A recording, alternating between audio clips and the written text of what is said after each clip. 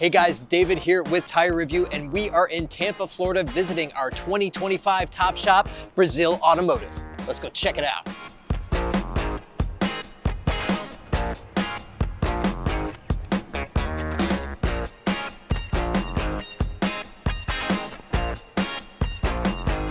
All right, so we've got our 2025 Top Shop here. Congratulations, guys.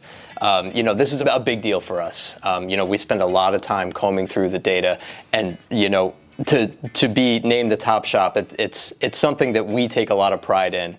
And we're looking at a 3-generation business here. Chris, I want to start with you.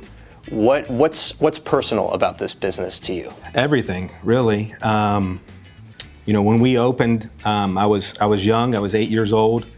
I grew up in this place, in this stop, right here in this showroom, in stacks of tires. I used to, my dad would have, they do a set of tires in a stack, and I would play inside that all the time. So having the shop in the family from at a young age on, it's been ingrained in my life.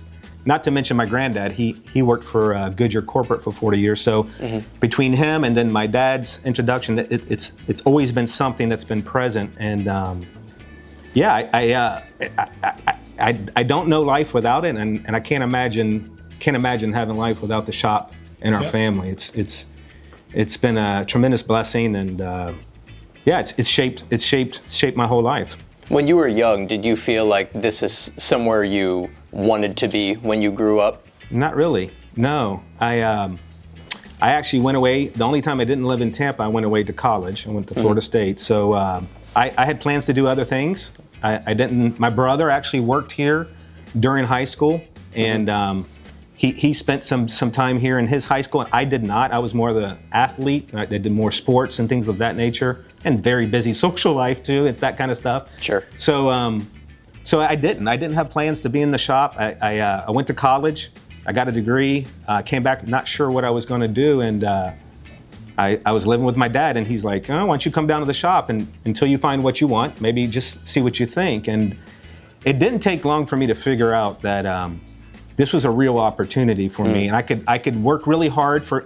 I knew I was going to work hard for whoever I was with, so I could go work hard for somebody else, or I could go work hard for the family, and one day be my own boss and have some control over my direction. And that was the thing that really pulled me in, was being able to help my family to keep this going, and to have opportunities I may not otherwise. Yeah. In the family business. Charlie, in Chris's application for the Top Shop, he said tires are in our DNA. How do you instill tires into somebody's DNA?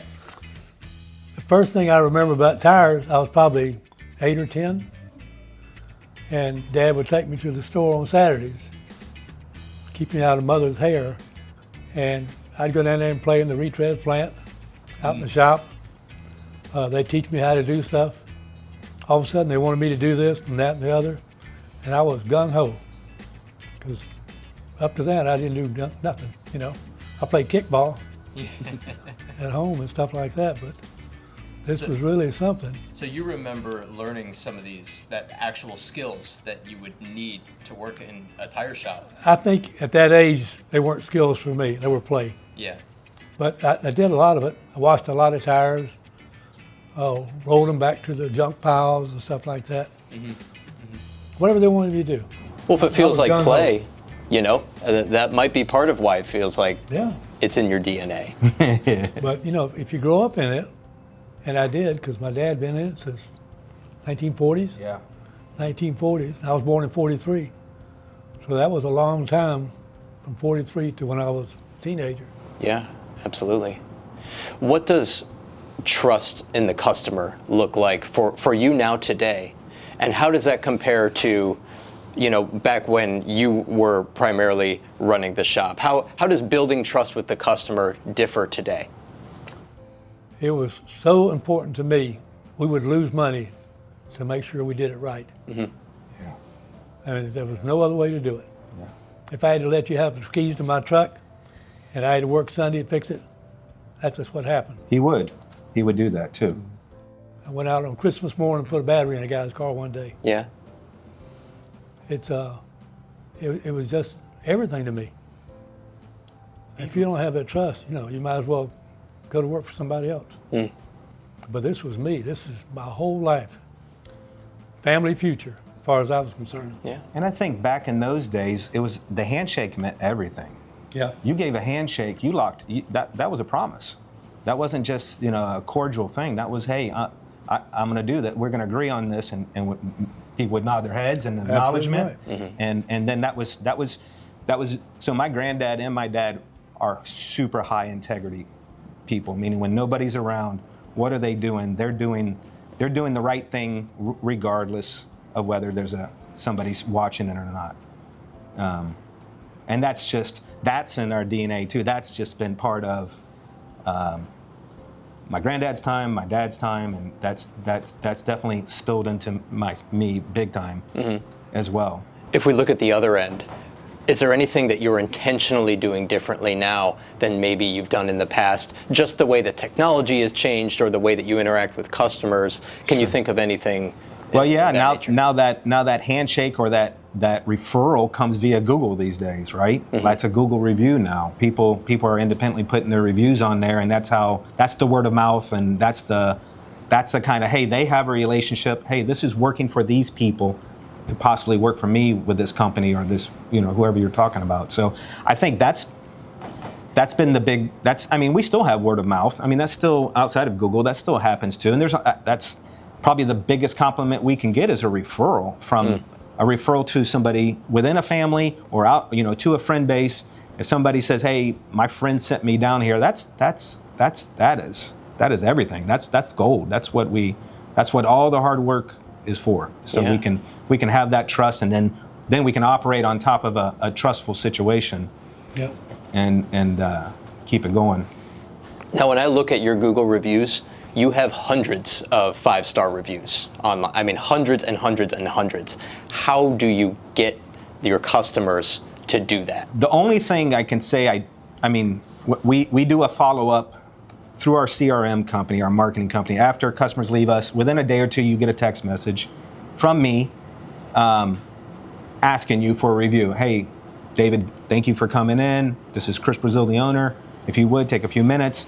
So it comes from me, and I think that touches people. But that's as far as we go. We don't do anything. We don't ask for them. We may ask for them on occasion, but it's not a normal practice that we give us a review. We don't do that. We do it the way people are giving us reviews because of our actions, because of how we're treating them, and it's that old adage. People forget what you say, they forget what you do, but not how you make them feel. Sure. So if you can make sure that you've done everything and they feel the right way when they leave here, they feel the trust, they feel like you've done them good, that sticks with them, I believe, and the reviews are also proof of that. Sure. Right? John, from an operations perspective, how are you ensuring that when they leave those doors, they're not, they're going to give you a 5-star review and not a 1-star review? I think just the biggest thing is when they're here, we communicate with them well. They know what they're here for. They know why their car is being serviced, what it needs. It's explained to them. They understand it, and then we fix it and make it right at the end. So, the worst thing is have it leave and something not be right. So, we try very hard to make sure when it goes out the door that it's fixed and what they came in for is ready to go. And How do you handle those situations when they come in for one issue and I hate to break it to you, but you're gonna have to spend a lot more money today? How do you handle it? Happens all the time because we do a very thorough inspection when the car comes in. So we tell them, hey, you came in for this, but we're gonna check your car over, just give you a quick look over, make sure it's safe and everything. And it's sometimes I think people know when their car, they know their car. They're not. Sometimes maybe they're shocked, but most people know they haven't taken care of the car, or it's been a while, or they've heard a noise or something, and we've noticed it. So. You just gotta say, hey, we're just here, and we always tell them, this is what we're doing, and we checked it out. This is what you need, and then we give them the option of how do you want to proceed? Well, if they need to prioritize something, you need to do this first. This is safety related. This is just maintenance related, and just help them get their way through what they want to fix and not fix. So. Now, I know that you've, you mentioned that you were a Goodyear store for a long time, and you've kind of shifted over to the MAST program with Michelin. How has that changed how operations here? Has it changed anything foundationally for you? Yeah, Goodyear, when we were a Goodyear dealer, you had to be into the marketing program. So they actually docked you or billed you, if I'm not mistaken, quarterly, monthly, whatever, to be into their marketing. So they would do group advertising, regional advertising. You had to be in that. That was no ifs, ands, or buts. So once we broke away from that, we no longer had advertising and marketing done for us. We had to now go, okay, what are we going to do? And that's taken some time to figure out as an individual company, how do you market yourself? Because it's, when you spread it out over 20 dealers across a region, it's affordable. But when it's all by yourself, it's like, okay, can't do cable, or we got to, be careful how much print we do. And we did flyers and some things like that over the years. So it really made us rethink the marketing piece all by itself, because that was like, okay, how do we still stay relevant and attract people by ourselves with a much smaller budget? So that's one area I can speak to that's changed. Then also inventory, like how much do you inventory and what do you keep here? And so that's what a lot has evolved over the last couple of years too, with distributors delivering multiple times a day. That didn't happen back in the day. We used to have to order tractor trailers full of 400 tires, from Goodyear periodically, spring dating and all that fun stuff. So we no longer were forced into buying tires at a big bulk situation. We could more buy them on demand, and that let us open up what brands we sold, what options we gave customers. We used to have quite a few ride disturbances with certain Goodyear tires, so we would solve them sometimes with a Michelin, and that's really how our relationship with Michelin began. I can remember a customer very particular. I put many sets of Goodyears on to no avail on a heavier sedan, and we finally put a set of Michelins on, and it changed the ride. And I was like, oh boy, I need to pay attention to that. That's interesting. If I want that customer, if I want to service those people, I got to be able to identify and put the right products on the right vehicles. And so that opened up. So as that opened up, like what we could sell, then we started servicing other vehicles better because of having the right products for them. So it kind of opened things up for us. Like, okay, like we got we can really present a lot of options to our customers. It's not just, here's your Goodyear, hope you like it. Sure. So I was walking through your bays earlier, and I saw, up on your lifts you had, an older vehicle, you had a luxury vehicle, you had, some more modern. I mean, it kind of blew me away that the breadth of what you're able to handle here. What is behind that? How would you ensure that when a customer comes to you with their vehicle, whether you know that customer or not, you're going to be able to say, yes, bring it in, we'll take a look? Yeah, a lot of that has to do with our people. Our lead technician, I actually have 3 master level technicians under the roof, 2 in the shop, and then John is also master level. So having the guys that have the understanding, having the right people that have the understanding and the capabilities. I'm not a mechanic. I've always been on the sales side. So I grew up on tires and then, grew into the operation. So in order to work on all those different things, you got to have people that understand and can handle, So I have a tremendous lead tech that's been with us for a long time, and I got to give him a lot of the credit. He's allowed us to be able to handle. Super resourceful, super intelligent, and it's a big piece. Having the right people. Yeah. Hard to do it without them. But having the right people and retaining those right people are 2 completely different things. So when we talk about the retaining aspect of it, what are you doing here that ensures that your technicians want to be here for the long haul, that they want to stay? Yeah, we've had a lot of people work for us over the years, and a lot of people come and go. And when you have a good one like our lead tech come by, you start to really understand their value, and so how can you keep them there? How can you keep them from thinking about going somewhere else? And it's how you treat them. To me, it all comes down to how you treat them. Like I went through a divorce 20 years ago, and when I did, of course, my dad made accommodations for me. Hey, take care of what you have to do and then come back to work. And I did. I worked as hard as I could. I hated being away, but as soon as I could get my life under control, I was back here. And I was like, I would have never been able to do that without his support. So my lead tech went through a divorce, and he's a single father. So I make sure to this day, the weeks he has his son, he leaves early and he comes in late. Why? Because it's that important for his son, and if I can accommodate him, he knows that not every place will do that, and that creates a lot of value for me and him. Yeah. And so that's. Can I say something on that? Yeah. Yeah. Since I've been here, I've had a couple medical issues, and I had a month where I was going to be out, I had surgery, and I was going to be out for a month. And Chris, right before I left, he called me in his office and he said, "Hey, I know you're worried about this," and he made sure that I was able to get through that month of not working and not be worried about things. So they did. You guys treat us right. Absolutely. That's phenomenal. Yeah. Yeah. Now, from an operations point of view, though, when somebody is going through something like that, how do you keep up, accountability and performance and ensure that, things aren't falling through the cracks at the same time? I think because it's such a small family, it is a family. We hate to use the word family, but it is a family. We're here together all the time. We can tell when guys are having a bad day. When somebody's just off that day, and then one of us will inevitably go over and say, "What's going on?" And then sometimes they don't want to talk about it. Sometimes they do. But we just try to see, hey, we can see something's not right today. What's happening? And take them and talk to them and just just try to get them back in focus and try to. Chris is giving guys a couple days off. Just like, hey, if it's not, if your head's not right now, we don't want anything messing up. It's working on people's cars and stuff. And if you need a couple days off, take a couple days off. It's happened a few times. So, it has. Just to make sure everybody's right and doing what they need to be doing. So. Yeah. Because we are just a 8, 9, 10 person operation, when one cog's off on the wheel, we feel it. And so we've learned instead of trying to squeeze more out of something that's not right now, let's slow things down for that individual. Hey, you need to pull back, or you just need some space. We give you that too, and just try to understand them.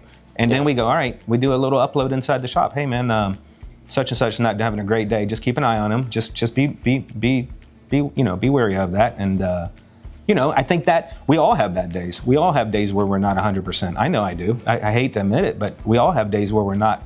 So to have your understanding between each other, it's like we create a safety net between each other. Yeah. Which I think has helped bond us even more.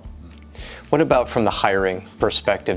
Obviously with a small team, you're probably not doing a lot of hiring regularly. But that said, when it is time to, add somebody or replace somebody, how do you identify that somebody's going to be a good fit here? We run them through the ringer. No, we actually do. We do. I spend some time with the applicant. John spends some time with them, and if it's a technician, our lead tech will spend some time. We do a test drive in the shop. We ask them to come down for a couple hours in the morning, from 8 to 10, 8 to 11, and we walk them out in the shop. And so I'll have a little sit down with them, and then my lead tech will take them in the shop for a couple hours, and then John will do a follow up with them, and then we'll say, hey, give us some time, we'll get back to you, and then we all put our heads together. Something I've learned is I used to look for talent and skills, and regardless of the personality, and that's flipped. I look for personality. Does this person work with us? Do we want to work with this person? Do we want to see this person and be around them every day? That's important. That's how we've selected everybody here, and we have a very good group.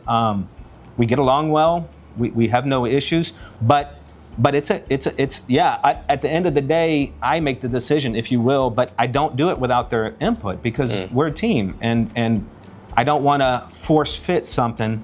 I want to make sure that we all have a chance to see this, and we all have a chance to vet this individual and see if the skills and the personality, it all comes together. So we hire slow. We've been looking for a tech for a couple of months, and we keep passing through guys, and it's just not there yet. And so we just keep going a little shorthanded. Instead of running like 4 or 5 techs, we're running 3 or 4. So we're just a hair under what we could be, but that's okay. We'd rather not take a misstep and have to somehow work with this employee. We'd rather vet them, make sure it's a good fit, and then we move. Then it's just smoother from there. How about on the training perspective? How do you, you mentioned you have 3 master techs under the roof. How do you ensure that your technicians are keeping up their education and making sure that they're, able to handle anything that comes at you? You want that, or? We do. Chris is really good. We have today's class we do every day. Just a couple minutes on your phone every day. We do every Thursday. We do called Lunch and Learn. We have lunch. We sit in the back. We have some vendor usually. Usually it's a vendor that has a video out. Sometimes it's just Chris. We don't have a vendor set up, and Chris Wallen, our lead tech, will be like a couple days before. Okay, guys, what do you want to learn about on Thursday? And then he'll kind of create something for that day. That's cool. So and sometimes it's like electrical. They're not quite there. Maybe somebody was trying to do something that week or a week before and just had trouble, learning how to check a circuit out. So Chris will, he'll show them how to do that and do that. And then it's constant every day. Chris is watching over these guys, and he kind of gives them direction. Hey, try to do this, and then kind of let them go, and then go back over and make sure they're doing things right and getting it right. And doesn't want to just hold their hand and walk through them, and show them what to do. We kind of try this and go do this, and they're learning that way. And then we have other training too. So Chris will send us off to classes here and there. Everybody. Just came back. Yeah, I just came from the ASTA convention for 2 days or 3 days. So Yeah. Yep. In Raleigh. Raleigh. So and everybody's gone. I think everybody's gone to at least a couple. So, Yeah. a couple classes. Training. Training. Training's super important. Wasn't always able to afford training for many years, but now as we've been able to grow the business some, we've definitely. There's a percentage of our expenses are in training, because it's everything with vehicle technologies and things changing so fast. We've made it a priority. Like, we're going to get training. We've sent our lead tech out 2 separate weeks for EV training, one for hybrid, one for EV, where he goes away for a week, bench tests all kinds of different systems on hybrids and EVs, and we send our advisors to training. We send our techs away to training. It's amazing experiences when you go away to a conference and you get in a room with 1,000 other techs, and the power and the synergy you get from those things. Yeah. You get as much from the classroom as you do from the lunch table, let's say, or a cocktail hour, talking and rubbing shoulders with industry colleagues. Super powerful. So it's a mix, from the Today's Class app to Lunch and Learns to, we still got a couple techs acquiring more ASCs, right. and then our advisors going down to training and boot camps. So, yeah. What's an example of something that you feel is moving very quickly in this industry that you need to make sure that you're trained up on, today? AI.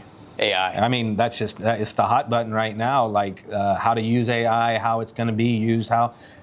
I'm hearing it's being used in a lot of different drivability diagnoses and things.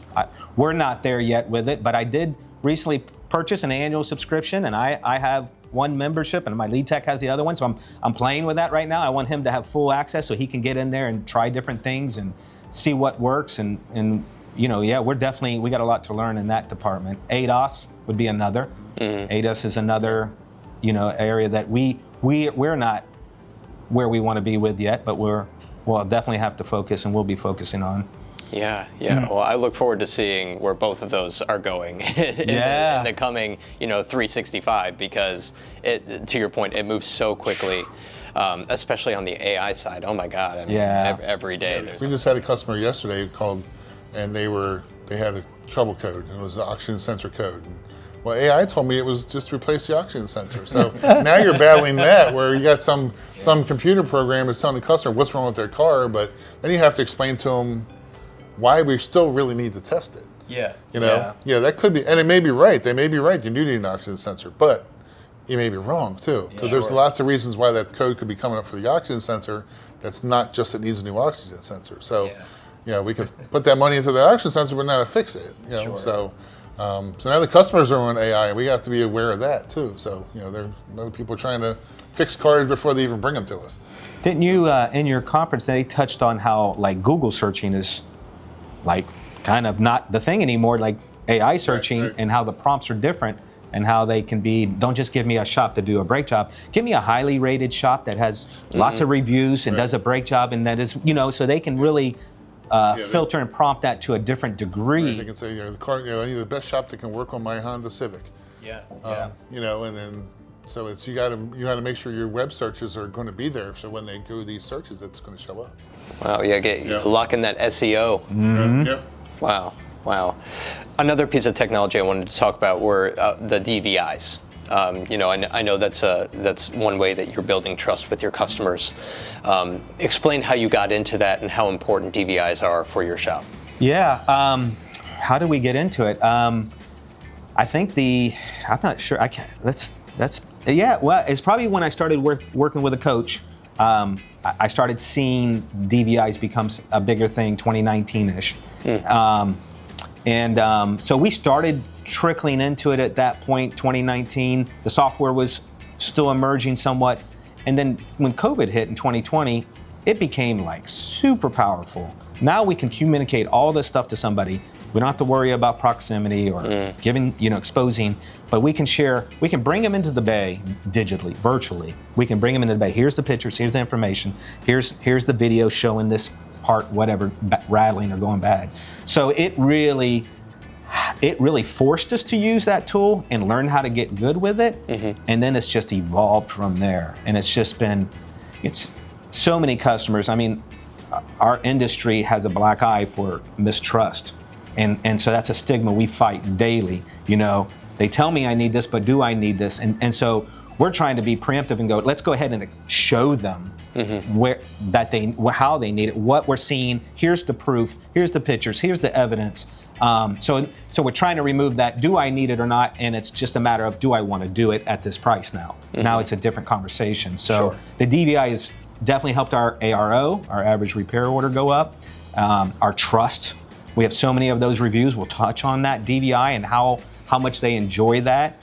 Think about a female customer comes in here, may not be sure what's going on. She can now take that, share it with whoever, her dad, her husband, her brother, whoever, to help get that consensus built. That, hey, okay, yeah, look at that. Yeah, you probably should do that. That makes sense. You know? Yeah. They don't have to regurgitate information via a phone call. They can now just share a text that has a link into it. So that's, once again, now that transparency is even clearer. Did you say that includes images and video as well? Yeah, you can do both. That's pretty cool. Yeah, and you can dock up the images and put an arrow and put text and circle, because sometimes it's hard to tell what it exactly is. So it actually has tools that allow you to dock it up, so to speak, to highlight the issue at hand. That's perfect. Yeah. Tell me a little bit about your 10 a.m., 2 p.m. policy here. So it's a new thing. So we are not polished on it or done it a long time. It's something I've heard about and heard spoken about in different classes. And Bella and Logan just went to some World Pack training down in Pompano Beach. Daughter. My son and daughter, Bella and Logan, yeah. So they're advisors, and she's more customer service. He's an advisor. So I sent them both down to Pompano a month ago, and that's something they picked up at their training was updating customers. A lot of our vehicles are dropped off in the morning, and they may not get them back till later that day, or maybe the next day, depending on what they need. So we all want to know what's going on. Shoot, even tracking a shipment. I'm tracking a shipment right now on Amazon. You love to, not love, but you want to know where things are. So having someone preemptively call you and go, hey, David, got your car in. We're still working on it. I don't have a full diagnosis yet, but if you knew that at 10 a.m., it puts your mind at ease. You go back to work, call you again at 2, Dave, and give you another. That's the idea behind it. That's what we're trying to incorporate. I love, the more we can, if the customer's picking up the phone and calling you, they're already kind of feeling like, what's going on? Yeah. They're not calling you because they know what's going on. They're calling you because they're unsure. So if they're having to call us, we're already kind of, we've dropped some communication there, or we didn't even set the expectation right, or we're taking longer than we said we would. Either one's not good. So it's something we're trying to incorporate, and I think we'll be very successful once we get fully integrated.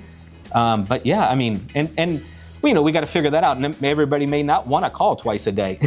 Some people may want to text instead. So we just got to figure out that rhythm and how to best build the process to carry that out consistently. Yeah. I think part of it is a good portion of our appointments, we try to be drop off in the morning. And it's not necessarily like, you have an oil change, and we might have 7 oil changes dropped off in the morning. So somebody drops off their car for an oil change and says, "Oh, an oil change, well, it takes a half an hour, and Jiffy Lube says it takes 30 minutes, you know?" Right. And then now it's 10 o'clock and they haven't got any communication whatsoever, but they don't realize we have 6 other ones that were here and we're trying to get them, you know, so it helps them, you know, ease their mind that we haven't forgot about you. You know, we're working on it now, and, you know, it's, you know, we try to tell them up front that it's not really a specific time, it's a drop off for the day. Yeah. And we do have some that want a specific time. We make sure we get them back by a certain time, whatever. So we're working around all of that and making sure the right person works on the car. So you know, it helps, that communication with them puts them at ease. And why is my oil change taking 3 hours, you know? Right, yeah, right. But, you know, it was just, we gotta let them know, hey, we're still, you know, we're busy, we're going to it, the next one in, working on it now, just something just so they know. And it kind of, I think it eases up a little bit. You know? I mean, if I may say, that's real Top Shop behavior. I mean, it really is. I mean, being proactive, building that trust with the customer, ensuring that they're at ease, that they're feeling good about, you know, they left this very expensive item with you in your hands, and you're taking care of it, and you're taking care of them. I mean, it's phenomenal. It really is. And that's been working for you, the twice a day. You know, I know it's a fairly new practice for you, but it's... I believe it's working. Yeah. Who doesn't want to be updated? Who doesn't want to be in the know, especially on their vehicle that they need at a certain hour, or they got a kid to pick up, or they got some errand to run? To have that information, it pulls down their anxiety big time. Absolutely, absolutely. And when you said it, we've done some things like we have a lockbox system so that when hey guys, hey David, are you coming to pick up your car? It's 4:45. We close at 5, and you're like, I can't get there till 6, Chris. No problem. We have a system that we can put your keys in a lockbox, and a lot of shops do. But having it's another like solving a problem before it happens. We know this is going to be an issue for customers. We have a solution like the lockbox system where we can text you a code, and you can come get your car after hours. It takes the pressure. It lets them know we've already thought about this. We've already prepared a solution. And we got you, David. Don't worry about it. We're going to set this up. When you come, you'll get a text, and you can pick it up anytime you want, even tomorrow, whatever's convenient. I love that. Charlie, I want to ask you about the reputation of the business. How do you measure reputation, and how has that, you know, maybe changed, or your definition of reputation changed from the first generation to the third generation? A lot of changes, but overall, we're just about where we were. I mean, everybody's still happy with us. I don't have any complaints. I used to brag to customers that I've had so many years, the Better Business Bureau, 0 complaints. A town as big as Tampa, you know, maybe 500 cars a month, 0 complaints. How long? 10 years, 20 years, 30 years, 0 complaint? You're doing something right. But it was the people more than it was me. We had a lot of old-time employees. I don't remember exactly how long, but we had probably 10 or 15 employees that stayed for 12 years, 18 years, 25 years. With a generational business, a lot of times, of course, you'll have then generational customers where, you know, you're serving one customer, and now, you know, their children have grown and they're coming to you. And are you seeing a lot of that here? Absolutely see multi-generations still come in. Yeah. Parents that I worked with, now their kids are driving. And I can think of Dale and Nancy that were just in here, and we worked on them for the 40.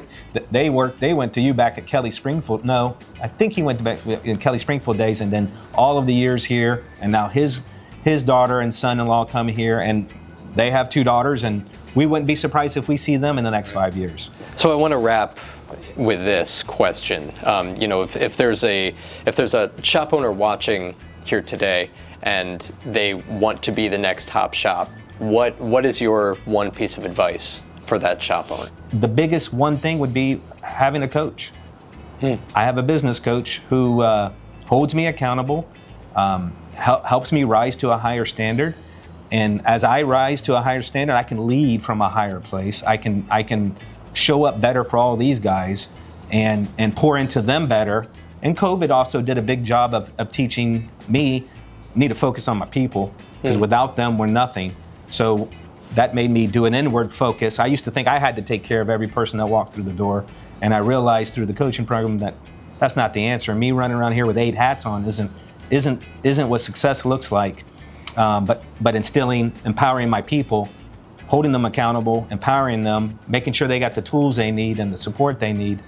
And so I would have never got there at that level of handling people without the coach to get me in the right place. Well, guys, congratulations. You know, it's a big deal for us, and for us to be able to be here with you and you know, kind of present the honor to you. You know, it's a big deal to me. So thank you, guys. No, thank you. Thank you. We are honored. Thank you. Enjoyed it. To me, being a top shop means being really, really good at earning customer trust. And at the end of the day, it's the work itself that puts a customer's stamp of approval on a shop. Behind every top shop is a technician who sets the tone for the entire team. At Brazzeal Automotive, the lead tech is Chris Wallen, a 17-year veteran who sets the tone for the entire team. So, Chris, you've been here 17 years, Brazzeal Automotive. What keeps somebody at the same occupation for 17 years? I mean, that's a lifetime in this industry. Yeah. So what kept me here is the leadership here. The owner, it's not just a business to him. Mm-hmm. It's serving a community. It's treating his employees well, just like he would want to get treated. Mm-hmm. That's by far is the most important thing. When I interviewed here, I knew I wanted to work here right away. I had kind of gone down the street handing resumes out, and it just something touched me about it, and I wanted to be here. Wow. So obviously you were handing your resume out to more than one shop. Do you have any recollection as to how you felt after visiting? This is your first shop and then going to some other shops? Yeah, absolutely. I remember giving him my resume and speaking with Chris, and I instantly knew I wanted to be here. He didn't have a spot for me at the time, but I knew this is a place to be, so I kind of waited on him a little bit. And a couple weeks later, he got back to me, and the rest is history, I suppose. Yeah, phenomenal. So, you know, in talking with Chris, he says that you're his go-to guy for just about anything. He was saying that, you know, that you had like a squeaky door the other day, and you took it off the hinges and you were repairing it and everything. What's kind of instilled in you to make sure that, you know, not just the customers' vehicles are working properly, but the shop itself is working properly? Well, I think they all go hand in hand. If you get customers in here and you got doors falling apart or squeaking, or, you know, things are dirty, not organized, I don't think they're going to trust you really to take care of their vehicles. It's not just a car to them, it's their transportation. Back and forth, it's important. When it breaks, it puts them in a difficult position. So yeah. I want our customers to trust us and continue to come back. So I think what we present to them is presenting them also with how we handle their cars and take care of their cars. Now, obviously, when a customer brings you their vehicle, they're hoping and expecting that vehicle will be returned, properly repaired, and they can get on their way. That goes a long way to building trust. Is there any other tricks of the trade, from your perspective, that goes toward building that trust with that customer? I don't know if there's any tricks. I think it's just being honest with people. Telling them what they need, what they don't need, what needs to be done now. I think that's something important, when you can prioritize things for a customer and let them know, hey, you definitely need to take care of this issue now, but, you know, this can wait 6 months. I think that really, really builds trust with them. It's not you're just trying to sell them everything all at once and really hit their wallet hard. Yeah. You're trying to help them. Whenever a new technician joins the shop, what's kind of the process to get them started and to ensure that you know that it's going to be a good working relationship with this new hire? Okay. So we actually get them down before we even hire them, and they come in and work with us for a little bit, for a couple of hours, so we can kind of get to know each other, see what they know, see what they don't know, and see how they handle themselves, see what their temperament is. But when we onboard them, I think it's important that they know it's not just a job, and these aren't just cars we're working on. These are people we're building relationships with. So that's an important factor we take into account when we hire people. I want to talk about DVIs for a moment. Okay. How has that changed how you work on the customer's car? Well, I tell you, it's definitely streamlined things. Has it? Absolutely, and that helps build trust us also. Makes things a lot faster. You can get to the point. There's no miscommunication either between the front and the back. You know, in the days of the old handwritten inspection reports and estimates, some things got kind of lost in translation. There's only so much room on those inspection reports to really get into what we needed, and different nomenclature would kind of get confused sometimes. So that eliminates most of that. So definitely speed and then accuracy too. We're standing here, and in this bay we've got an old Chevy truck, and then right next to it is a BMW. I mean, how do you ensure that you're able to say yes to whatever that customer says on the phone? Hey, I've got this vehicle, I've got this going on, can you help me? Okay, yeah, it's really training. Making sure I stay up on it, all my guys stay up on it. So we're really, really heavy into training. We do daily training. I do weekly lunch and learns with the guys. We also go away to conferences when we can. So any chance we get to learn, we're on it, and that allows us to say, yeah, we can take on pretty much anything that comes in here. How about like EVs today? Yes, absolutely. So I've been to a lot of EV training, hybrid training. So we're definitely ready for it. All the guys are safety certified for EVs and hybrids. We thought that was really, really important, just so it's people's lives, and it can get a little dangerous if you don't know what you're doing. Sure. But again, training is key to that. So, but we're set up. We work on a lot of Teslas. We do work on hybrids, all your Priuses, that kind of thing. So, one last question for you: is there anything on the horizon that you're seeing, maybe coming down the pike, or even right now that you're not necessarily worried about, but you want to ensure that all of your technicians are trained up and able to handle whatever this latest new thing might be? Yeah, I mean, I don't really know about the latest new thing, but right now it's definitely EVs and hybrids. Yeah. Making sure we can handle those. I mean, regular gas motors, we can do that. That's no problem. Tires and suspension, that's a breeze. But understanding how these things work and how they operate, I tell my guys all the time, if you don't know how it works, you can't fix it. So you got to understand how it works. So that's why we do all that training and things like that. Fantastic. Thanks a lot, Chris. You're welcome. Thank you.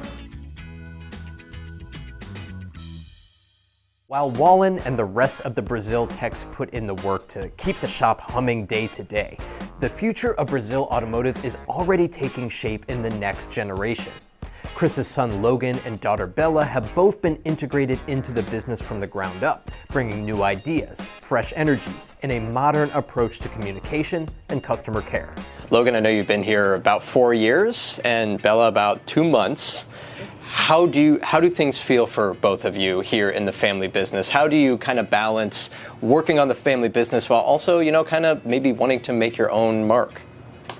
Yeah, it's difficult. It's difficult to kind of separate yourself from the family business. I love it here, and I enjoy working as this group, but I understand that I do need to kind of put myself out there more and make my own mark here. And I feel like I have done that mainly by how much time I spend, because I'm not a technician, as I was telling you earlier. I'm not good at the mechanical aspects, so I spend a lot of time learning about the job I'm working on, breaking it down to where I can understand it, where I can then translate that into what our customers can be able to understand. Because communication to me is making them understand what we're trying to tell them, why this repair needs to be done. So being transparent, being able to walk them through it step by step in terms they'll understand is kind of what I feel like I've brought to them and brought to the table here that maybe wasn't here before because we had some more technical people up front. So I'd say that's communication-wise, that's what I've kind of brought to the table. Sure. Bella, now obviously, having only a few months under your belt in this shop, you might not feel like you're trying to make your own mark at this point, but how do things feel for you? They feel great.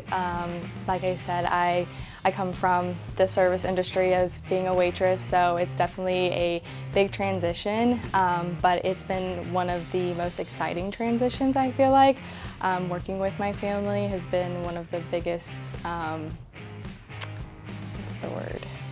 biggest accomplishments, I guess you could say, just because this is something that I'm actually proud of. I'm proud to work here. I'm proud to have the last name on the building.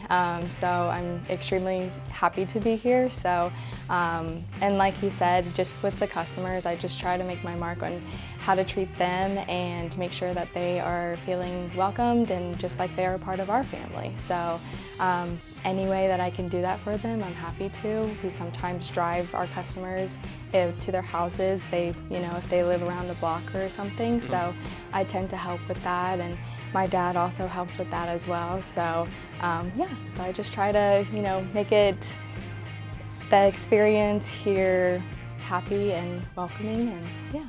Fantastic. Yeah. And so, obviously a lot of that comes with communicating with the customer, right? So, Logan, let's start with you. How do you ensure that that communication is not, falling on deaf ears, that you're able to help them understand exactly what's going on? A lot of people aren't familiar with, the very intricate details of, what's under the hood.